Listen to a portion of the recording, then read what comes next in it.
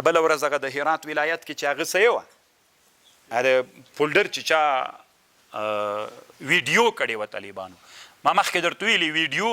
دا په اسلام کې دغسې حالت کې څوک ده چې د انسان هتک کوي د انسان هتک کول د انسان بې عزتي کول دا اسلام کې ګناه کبیره ده دا ګناه وسوله یوه ګناه دې ټولنې ته راغلله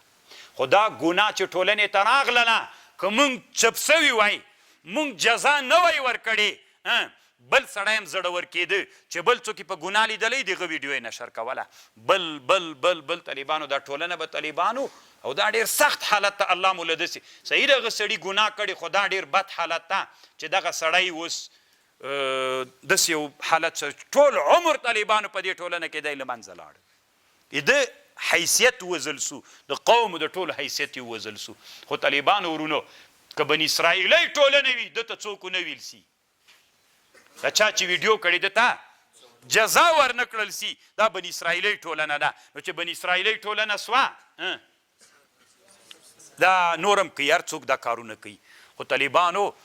افغانستان انشاءالله اسلامي ټولنه د طالبانو ما سره د هغې ولسوال بیا یو ویډیو کتلې و رابطه یې راسره وکړه ولسوالۍ نه یادوم د هغې ولسوال او امر بالمعروف وزارت هم بیا ما سره رابطه وکړې وي هغه سړی موږ سره بندي ده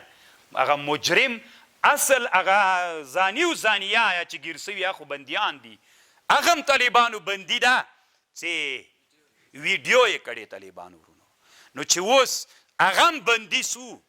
او په دې باندې ټولنه خبره سي چې چا د ویډیو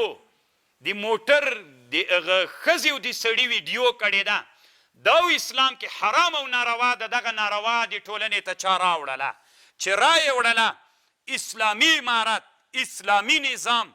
د الله د شعایرو وزارت هغه سړی طالبانو بندي که چې زندان ته یې ویوړ خلک په دې خبر سول چې که چا دې نه بعد د یو چا د بې عزتۍ ویډیو خپره کړله د هغه به هم داسې جرم یې لکه پلانکی غوندې چې په زندان کې پروت ده محکمه پې وسوه 1 کال 2 کاله پرته ده بل څوک به طالبانو بیا جرأت وکړي نه نو طالبانو ورونو الحمدلله د موږ اوسنی حکومت اوسنی امارت دا طالبانو بن اسرائیلي ټولنه نه دا څوک ده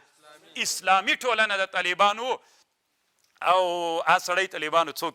او ولسوال طالبانو ویلي وي خبیث ما سره اوس پروت ده ویم دلته را سره د بندي ده نو طالبانو ورونو موږ باید اسلامي ټولنه جوړه کول دغه د موږ اسلامي ټولنه جوړه کړي موږ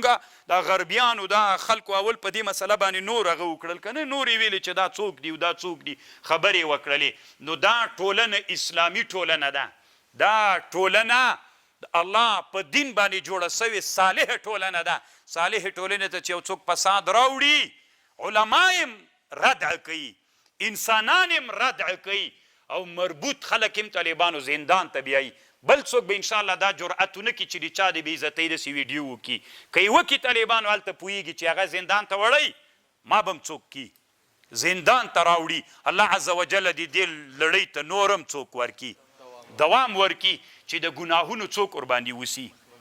ردعه او مخنیوی ورباندې وسي او که ټولنه داسې وه طالبانو چې ټولنې ته ګناه راغله ما لي وللمعصیه ما لي ما او د ګناه په مابین کې څه کار ده طالبانو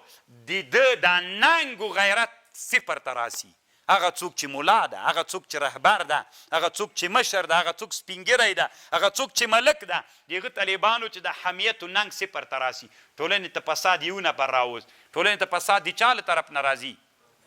طالبانو راځي او ټولنه کې چې څوک موجودي غیرت